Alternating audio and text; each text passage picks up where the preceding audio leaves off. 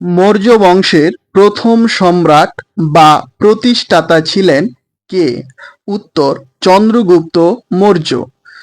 শেষ মৌর্য রাজা কে ছিলেন? উত্তর বৃহদ্রথ।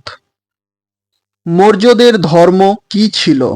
উত্তর জৈন ধর্ম। মৌর্যদের রাজধানী কোথায় ছিল? উত্তর পাটলিপুত্র। চন্দ্রগুপ্ত মৌর্যের মায়ের নাম কি? উত্তর মুরা। চন্দ্রগুপ্ত মৌর্যের পুত্রের নাম কি? উত্তর বিন্দুসার।